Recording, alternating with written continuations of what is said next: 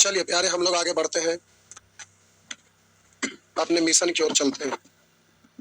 और अभी आपका बहुत इम्पोर्टेंट समय चल रहा है।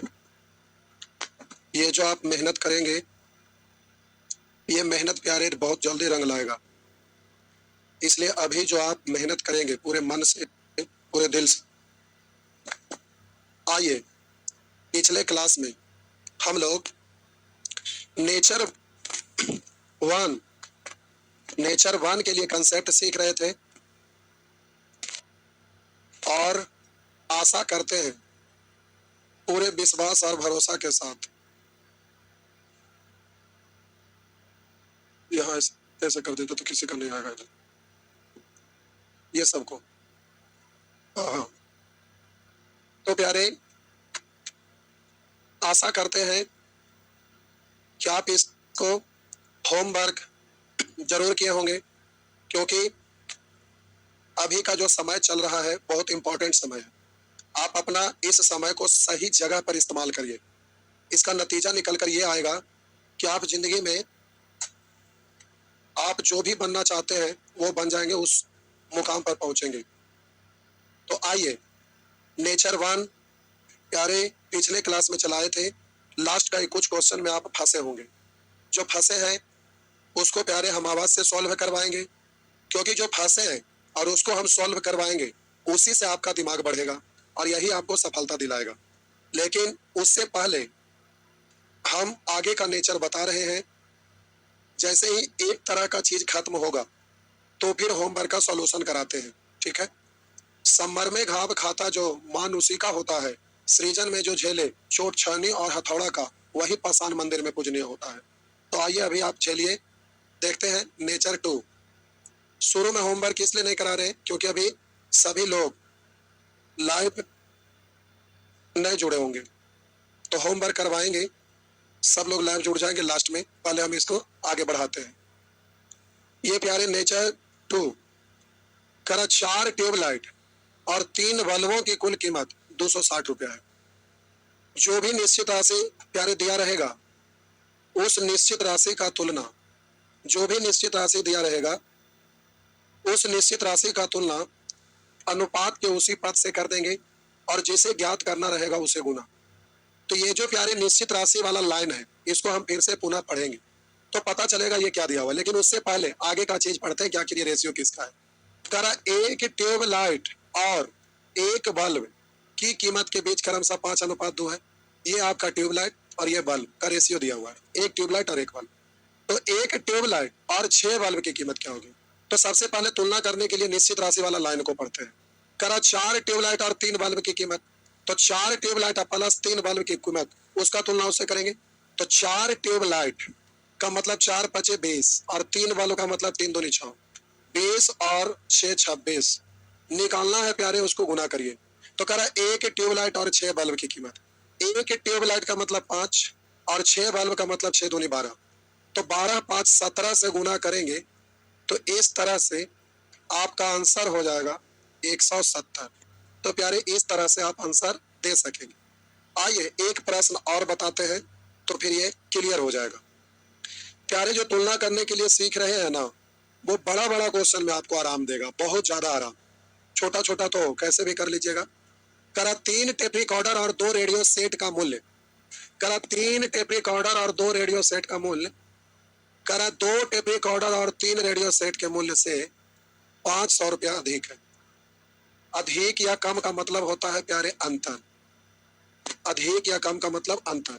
यहाँ देखिए, करा यदि टेप रिकॉर्डर और रेडियो सेट के मूल्य का अनुपात, ये टेप रिकॉर्डर का रेशियो है और ये रेडियो सेट। करा यदि टेप रिकॉर्डर और रेडियो सेट के मूल्य का अनुपात 6:5 है। तो जो दिया हुआ उस लाइन को पढ़िए, तभी तो पता चलेगा क्या है और इसको तुलना कर सकेंगे। तो कह रहा है 3 टेप रिकॉर्डर और 2 रेडियो सेट का मूल्य, 3 टेप रिकॉर्डर और 2 रेडियो सेट का मूल्य, 2 टेप रिकॉर्डर और 3 रेडियो सेट के मूल्य से 500 अधिक है। तो पहले 3 टेप रिकॉर्डर और 2 रेडियो सेट का मूल्य लिखिए। 3 टेप रिकॉर्डर 6 दिया 18, 2 रेडियो सेट 5 दूनी 10, 18 10 28 हो गया। और उधर कह रहा है 2 टेप रिकॉर्डर 3 रेडियो सेट के मूल्य से 500 अधिक है। तो 2 टेप रिकॉर्डर का मतलब हो जाएगा 6 दूनी 12, 3 रेडियो का मतलब 5 दिया 15, 15 12 27। तो प्यारे इन दोनों का अंतर का तुलना अंतर से, यानी 28 और 27 में अंतर है एक का, 3 टेप रिकॉर्डर और 2 रेडियो सेट का मूल्य, 2 टेप रिकॉर्डर और 3 रेडियो सेट के मूल्य से 500 अधिक है। अधिक या कम का मतलब अंतर। तो 3 टेप रिकॉर्डर 2 रेडियो सेट का कीमत रेशियो में 28 है, और 2 रेडियो और 3 टेप रिकॉर्डर का, सॉरी, 2 टेप रिकॉर्डर और 3 रेडियो सेट का मूल्य 27 है। दोनों में अंतर कितना का हो गया? 1 का। निकालना उसको गुना, 1 टेप रिकॉर्डर और 1 रेडियो सेट, तो 6 5 11 से, तो 11 5 55 100 आंसर सी। इस तरह से प्यारे आप आगे करिएगा, ठीक है। जो आप करेंगे खुद से वही आपको आगे बढ़ाएगा, इसलिए ये आपको करना है। आइए नेचर 3, नेचर 3 पे आइए। नेचर 3 लिखा A अनुपात B अनुपात C 2 अनुपात 3 अनुपात 4 है। ए बी सी का रेशियो 2 3 4 दिया है, और प्यारे यहाँ निश्चित राशि दिया हुआ है 33। इस लाइन को हम दोबारा पढ़ेंगे कि आखिर क्या दिया हुआ है। तो लिखा 2A minus 3B plus 4C, यानी 2 गो A और 4 गो C का योगफल में से 3 गो भी घटाना है। तो 1 A का मतलब 2 दूनी 4, 1 A का मतलब 2, तो 2 गो का 2 दूनी 4। और बोलिएगा 4C, C का वैल्यू 4 है, 4 4 16, और B का वैल्यू 3, तो 3 3 9, 16 4 20 में से 9 घटाएंगे 11। अब ये लिख के इतना गुना करते नहीं रहेंगे, डायरेक्ट समझिए। 2 दूनी 4, 4 4 16, 16 4 20, 20 में से 3 3 9 घटा दीजिएगा 11। जो दिया हुआ है उसका तुलना प्यारे उससे कर दीजिएगा। तेरा C का मान क्या है?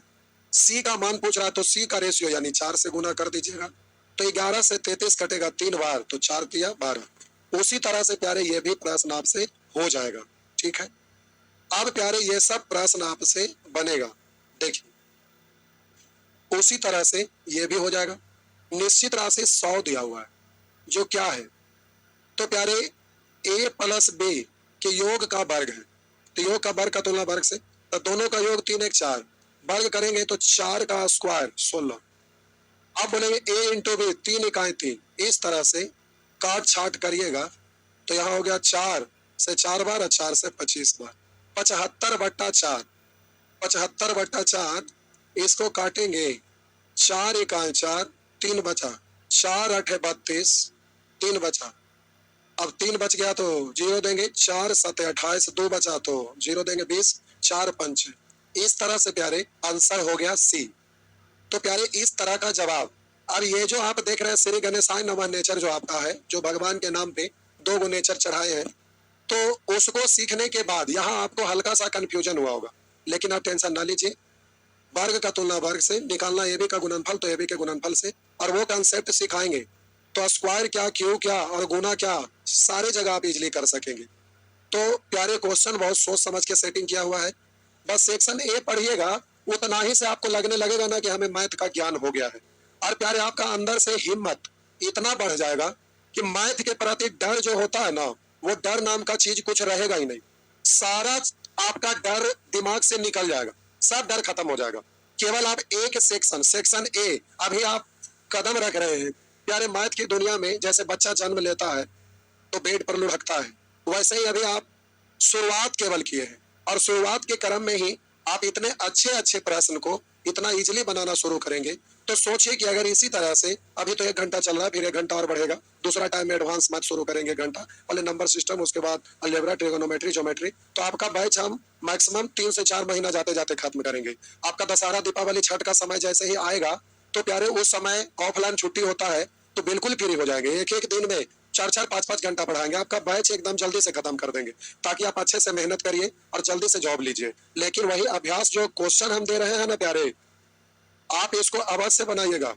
सफलता, दुनिया का कोई माइकल क्वेश्चन सेट करने वाला पैदा नहीं लिया है कि एग्जाम में आपका उंगली रोक देगा, बशर्ते कि आप बहुत बढ़िया से प्रतिदिन होमवर्क करिएगा। कसम खा लीजिए कि बिना होमवर्क किए हुए चाहे कुछ भी हो जाए नहीं सोना है।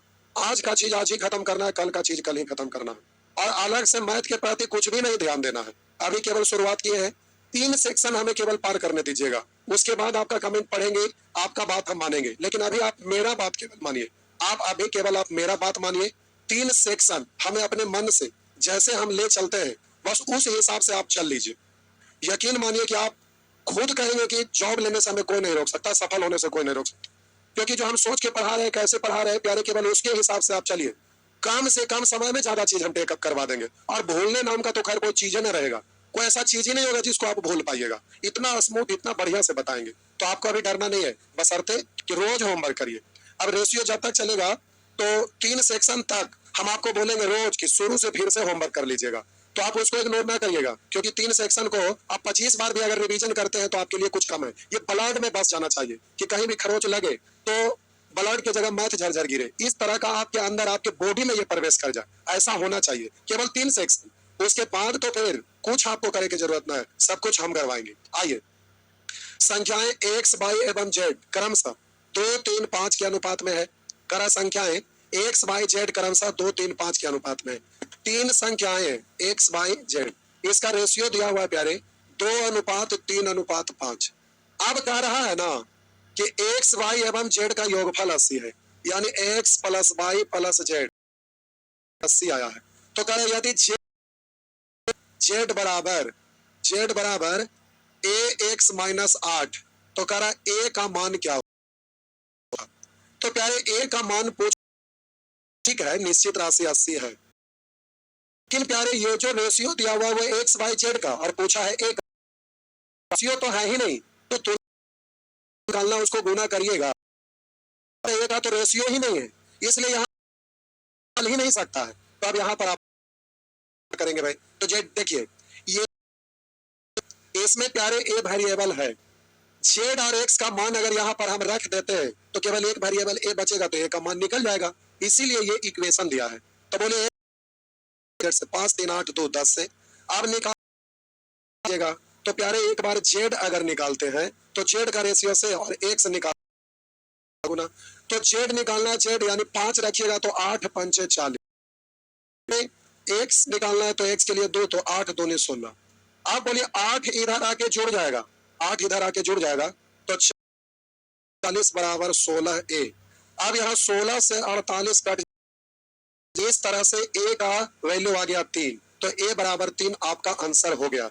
क्या प्रतियोगिता परीक्षा में एग्जामिनेशन हॉल में बैठे रहेंगे तो ऐसे करेंगे? कतई नहीं प्यारे, उस समय तक आप स्मार्ट वर्क करेंगे। आइए देखते हैं, अब इसको ऐसे बोलिए, एक्स वाई जेड का रेशियो ये, एक्स वाई जेड का योगफल ये, जेड के लिए समीकरण ये है, तो निकलेगा नहीं क्योंकि रेशियो में है नहीं। तो आप क्या करें, यहाँ जोड़े तो सब मिलकर हो गया 5, 3, 8, 2, 10। अब यहाँ जोड़ रहे हैं तो 80 होने के लिए इसमें 8 से गुना करिएगा। अब जिसका भी निकालना रहे 8 से गुना, जेड निकालना है तो बोलेंगे 8 पंचे 40, एक्स निकालना है तो बोलेंगे 8 दूनी, इधर आके जुटेगा तो 40 और 8 जाके इधर माइनस है, इस तरफ आएगा प्लस, तो 40, 8, 48, 16 से 3 बार कटेगा, इसलिए ए का मान कितना होगा, तो आपका आंसर होगा 3। तो इस तरह से एग्जाम में आंसर दीजिएगा ना, तो प्यारे इस तरह से आंसर आप कर सकेंगे। आइए देखते हैं अगला प्रश्न की ओर। अब ये सब प्यारे आपसे बनेगा, लेकिन ये वाला प्रश्न हम आपको बता रहे हैं, उसके बाद धीरे धीरे आगे बढ़ रहे हैं।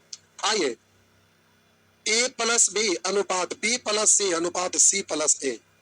प्यारे कभी भी आपके जीवन में कोई भी चैप्टर का क्वेश्चन सॉल्व कर रहे हैं, टाइम एंड वर्क में इस तरह का टर्म ज्यादा आएगा, वहां खूब आएगा, बहुत भारी मात्रा में आएगा। तो दो दो के ग्रुप में इस तरह से दिया रहेगा, 2 ए बी का योगफल, बी सी का योगफल, सी ए का योगफल, इस तरह का। तो वहां पर इस तरह का चीज बार बार आएगा। तो देखिए यहाँ पर ए का रेशियो नहीं है, बी का रेशियो नहीं है, सी का रेशियो नहीं है, ए बी का एक साथ, बी सी का एक साथ, सी ए का एक साथ, यानी ए प्लस बी का रेशियो 8, बी प्लस सी का रेशियो 7, सी प्लस ए का रेशियो 11। अब निश्चित राशि क्या करा, ए प्लस बी प्लस सी 78 है, यानी ए प्लस बी प्लस सी यानी तीनों है, तीनों का योगफल का तुलना तीनों के योगफल से निकालना है, उसको साहब जी गुना कर लीजिएगा, ठीक है। तो हम बोले ना कि अगर इसमें से किसी भी एक का अकेला रेशियो दिया हुआ अगर रहता, किसी का भी एक अकेला रेशियो दिया रहता, जैसे मान लेते ए का रेशियो दिया रहता कुछ भी, तो ए बी में से ए घटा देते तो बी का रेशियो लिखा जाता, और ए सी में से ए घटा देते तो सी का रेशियो लिखा जाता, लेकिन नहीं है। उसी तरह से बी का अकेला रेशियो दिया रहता तो बी का रेशियो पहले लिख देते, और ए बी में से बी घटा देते तो ए का रेशियो लिखा जाता, और बी सी में से अगर बी घटा देते सी लिखा जाता। उसी तरह से सी का भी अकेला रहता तो होता, लेकिन अकेला तो प्यारे किसी का है नहीं। तो आप क्या करिएगा ना, कोई भी चैप्टर हो इस तरह का जब भी अगर दिख जाए तो इन सबको एक साथ जोड़ दीजिएगा। क्यों भाई, दुनिया का कोई भी व्यक्ति जब अकेले कोई काम करते हैं और उनसे ना होता है, मतलब अकेले अकेले नहीं होता है, तो वो किसी का साथ चाहते हैं। तो वैसे ही जब अकेला नहीं है तो आप साथ कर दीजिए सबको, तो इन सबको जोड़िएगा ना, तो A to A, B to B और सी टू सी, यानी 2 गो ए, 2 गो बी और 2 गो सी। का योगफल 8, 7, 15 और 11, 26। तो 2 गो ए, 2 गो बी, 2 गो सी मिलकर है 26। तो हम बोलेंगे ए गो ए, ए गो बी, ए गो सी। तो प्यारे इसका आधा, तो बोलेंगे 26 का आधा, तो 26 का आधा 13, यानी ए प्लस बी प्लस सी, इसका रेशियो प्यारे आ जाएगा 13। इसका रेशियो कितना आ जाएगा? 13। आप बोले ए बी सी में से अगर ए बी को घटा देंगे यहाँ से यहाँ ए बी को, तो ए बी सी मिलकर है 13, ए बी 8 यहाँ पर रखेंगे तो 8 घट जाएगा। 8 घटाइएगा, ए बी सी में से ए बी का वैल्यू घटाइएगा तो सी निकलेगा। 13 में से 8 घटाइएगा तो 5 बचेगा ना। उसी तरह से ए बी सी में से बी सी घटा दीजिए, तो बी सी घटाएंगे तो कौन निकलेगा? ए निकलेगा। तो 13 में से 7 घटा दीजिए 6। उसी तरह से सी का, तो बोलिएगा ए सी को घटा देंगे ए बी से में से, तो प्यारे बी निकलेगा। 13 में से 11 घटा दीजिएगा तो 2 निकल जाएगा। तो इस तरह से तीनों के योगफल का तुलना योगफल से 6, 5, 11, 2, 13 निकालना है, उसको गुना कर लीजिएगा। बी का मान क्या है? तो 6 से। 13 छक 78, यानी 6 छक 36। इस तरह से आपका आंसर निकल जाएगा। तो प्यारे इस तरह से आंसर निकल जाएगा आपका 36। आइए एक बार फिर से करते हैं। हम बोले ए बी सी का योगफल का तुलना योगफल से, जिसका निकालना है उसको गुना कर लीजिएगा। लेकिन अब इतना लिखना नहीं है, देखिए कैसे करिएगा जल्दी में। तीनों का योगफल है प्यारे 78, तो यहाँ सबको जोड़िएगा तो 2 गो ए, 2 गो बी, 2 गो सी, 8, 7, 15, 11, 26। तो 1 ए, 1 बी, 1 सी कितना? तो 2 से कट जाएगा तो 13 बचेगा। तो हम बोले कि प्यारे ऐसे लिखते ना रहिएगा कि 2a plus 2b plus 2c बराबर हो गया 26। तो 2 को कॉमन लिए तो a plus b plus c बराबर 26, तो 2 से कटा था 13। ऐसे नहीं करना है बच्चे की तरह। आपको सीधा बोलना है कि 2 गो a, 2 go b, 2 go c मिलकर है 26। तो 1 a, 1 b, 1 b, c 13। अब आपका लिखना किसका किसका पूछ रहा? बी का। तो हमें बी का रेशियो चाहिए। तब बोलिए ए बी सी तीनों में से अगर ए सी को घटाते हैं तो बी बचता है, यानी ए बी सी में से किसको घटाएंगे? ए सी को। तो ए सी का रेशियो प्यारे है 11, तो 13 में से 1 घटा देंगे 2। उस समय गलत कैसे आ गया था? 13 छक्का 78, 6 दूनी 12। प्यारे उस समय कैसे मिस्टेक हो गया था? लगता है यहाँ पर 6 आ गया था, तो आंसर दिए थे 6 छक 36। वो लगता है कुछ लिखने में मिस हो गया होगा, एक बार लिख के देखते हैं।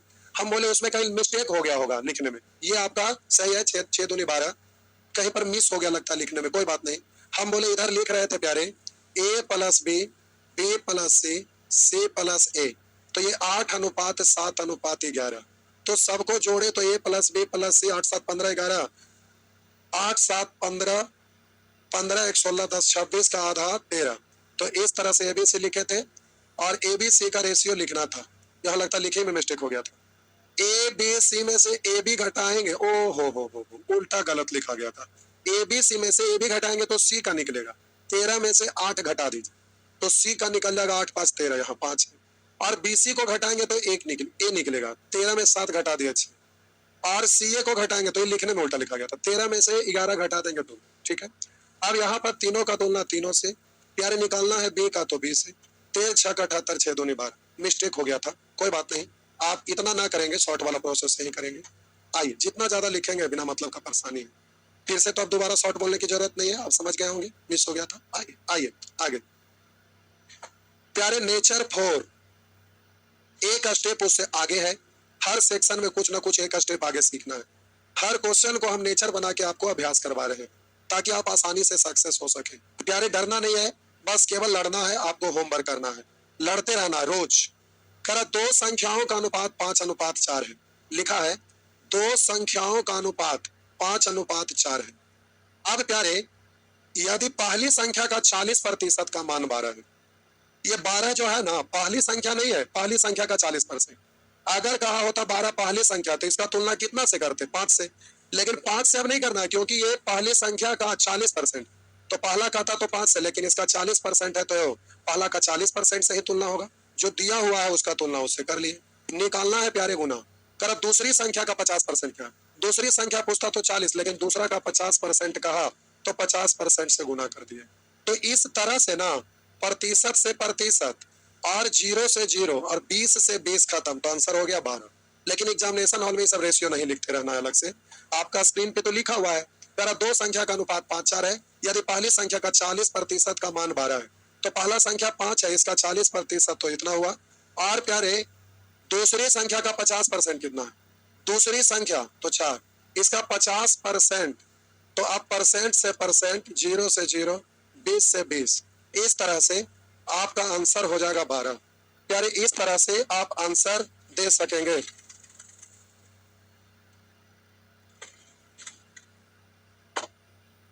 इस तरह से आप प्यारे आंसर दे सकेंगे। आइए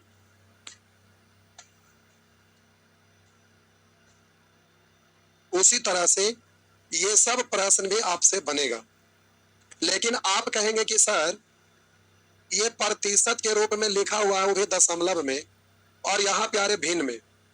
तो आप कहेंगे प्रतिशत का ये सब कैलकुलेशन हम ना जानेंगे तो कैसे होगा।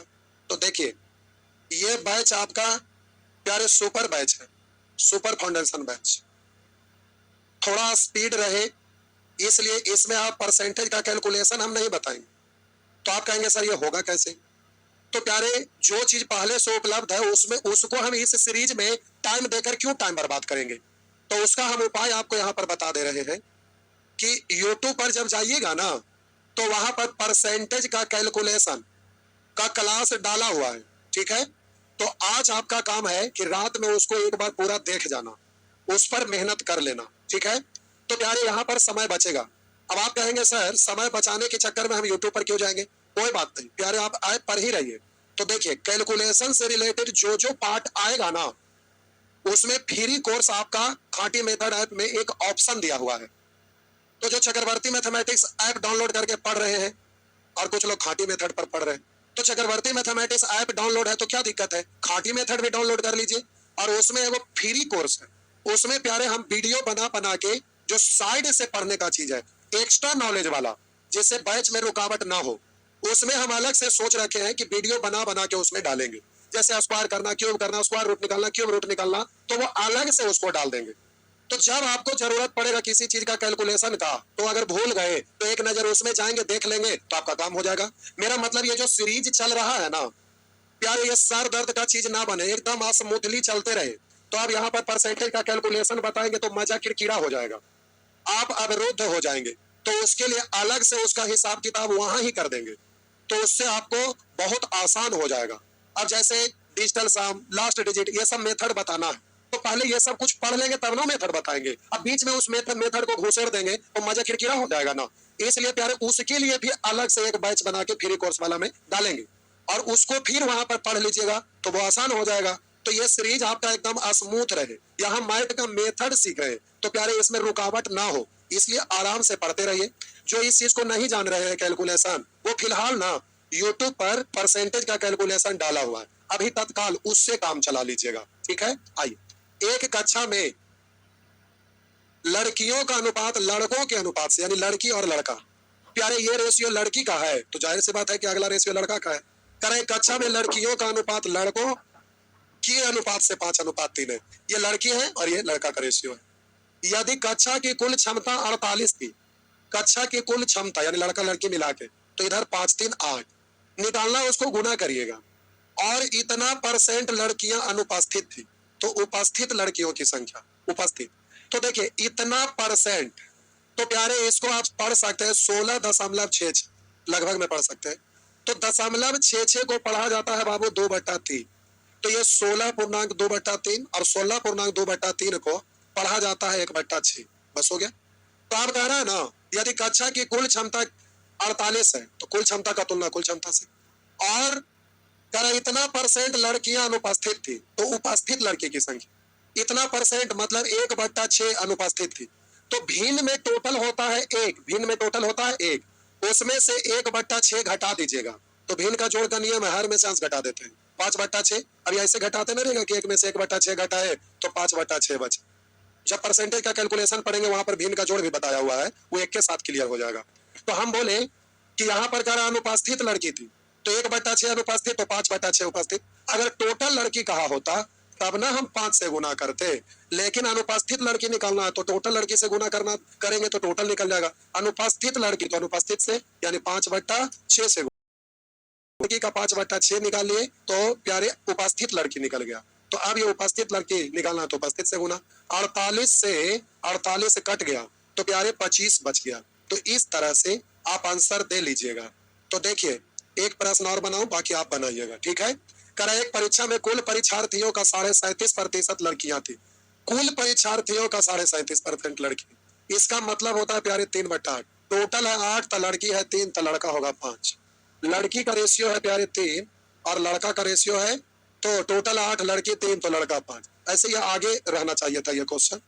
ये सब ठीक है, ये वाला प्रश्न आगे रहना चाहिए था। अगर रुकावट हो तो प्यारे डरिएगा नहीं, क्योंकि ये प्रश्न यहाँ नहीं होना चाहिए, क्योंकि परसेंट से रेशियो लिखने के लिए आगे दिया हुआ था।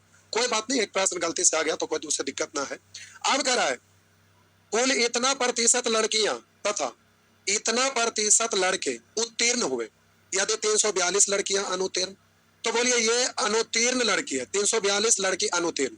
टोटल लड़की कहता तब ना 3 से तुलना करते, लेकिन ये अनुत्तीर्ण लड़की है तो अनुत्तीर्ण लड़की का तुलना अनुत्तीर्ण लड़की से। तो 62.5% का मतलब होता है 5/8। तो 5/8 उत्तीर्ण है, तो अनुत्तीर्ण कितना होंगे 3/8। तो इसका 3/8 लिख दिए तो प्यारे ये आपका अनुत्तीर्ण हो गया। पूछ रहा है कितने लड़के अनुत्तीर्ण हुए, टोटल लड़का की संख्या पूछता तब ना 5 से गुना करते, लेकिन प्यारे आपसे पूछ रहा अनुत्तीर्ण। तो लड़का में 75% उत्तीर्ण यानी 25% अनुत्तीर्ण है, और 25% का मतलब 1/4। तो इसका 1/4 से गुना।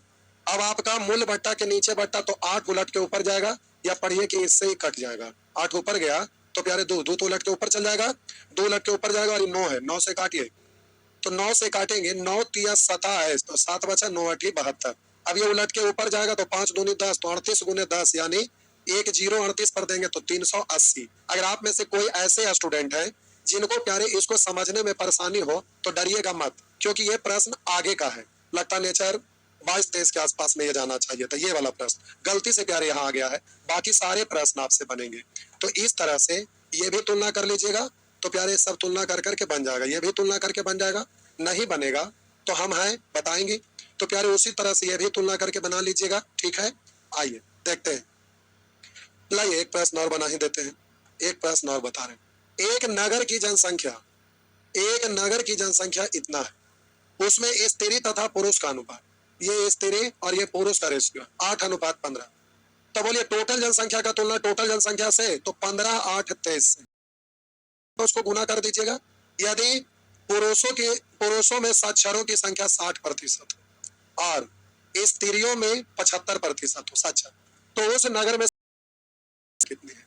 तो बोलिए पुरुष में 60% साक्षर है, तो पुरुष का रेशियो 15 है ना, तो 15 का 60%, 60% का मतलब होता है प्यारे 3 हम बोले 3% का मतलब होता है 1/5, तो 60% 3 गुना 3/5, तो ये आपका 3/5 से 15 3 बार 3 3 9।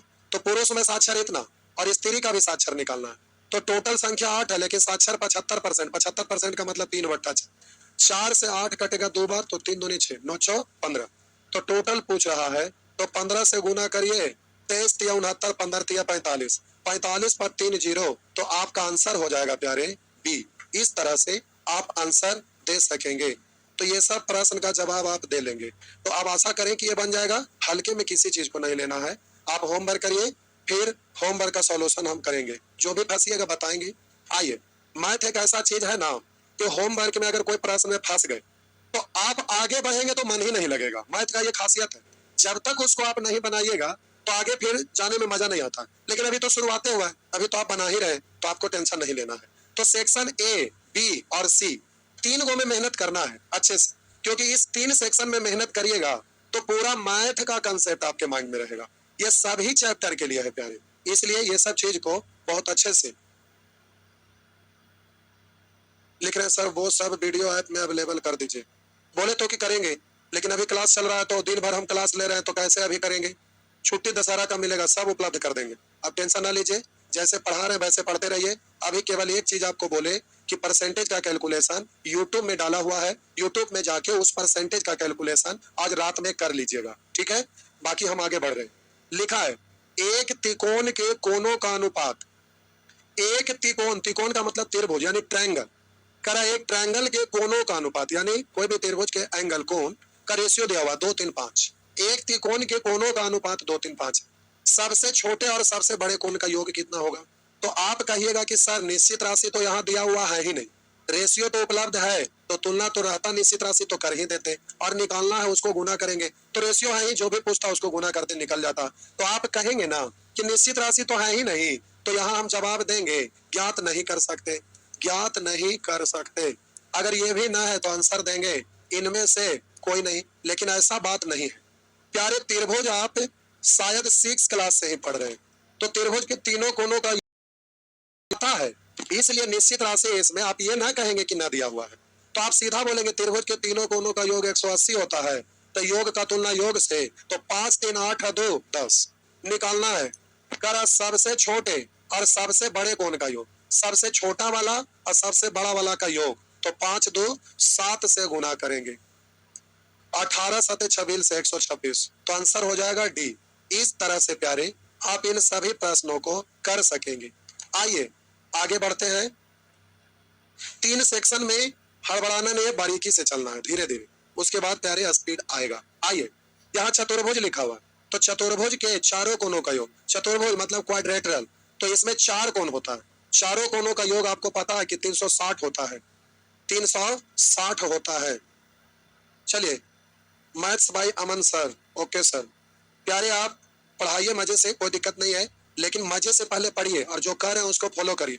और ये बैच बहुत बढ़िया है, आप पढ़ाइए अच्छे से, लेकिन अच्छे से पहले पढ़ लीजिए। आइए, कह रहा है एक त्रिकोण के 2 कोण 1:2 के अनुपात में है। और एक सलाह और देते हैं, पढ़ाना अच्छी बात है, लेकिन अभी का जो सिचुएशन है, तो आप पढ़ाते रहिए, लेकिन प्यारे साइड से पढ़ते भी रहिए।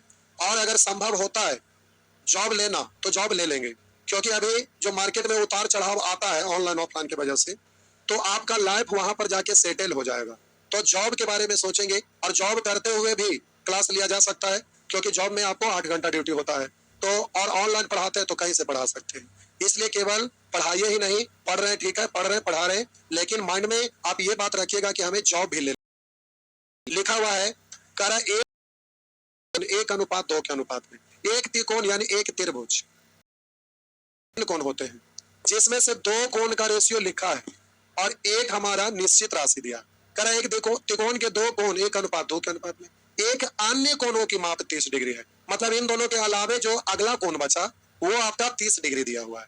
तो अगर हम आपसे ऐसा कहें कि 36 रुपया को ए बी सी में बांटना है, 2:3:4 के अनुपात में, 2 3 4 के अनुपात में, तो प्यारे यहाँ पर जोड़ेंगे तो 4 3 7, एक तो आप तुलना करते हैं 36 का तुलना 4 3 7 2 9 से, पूछेंगे सी कितना है तो कहिएगा 4 से, तो 9 4 36, तो 4 4 16। इसी चीज को आप डायरेक्ट निकालते हैं, 4 3 7 2 9, और इसको कैसे गुना करें कि 36 हो जाए 4 से, तो हम सी निकालेंगे तो बोलेंगे 4 4 16, 4 4 16, सी बराबर 16। अब हम बोले कि ए बी सी तीनों का योगफल में से सी वाला घटा देंगे, तो 36 में से 16 घटा देंगे तो 20 बचेगा।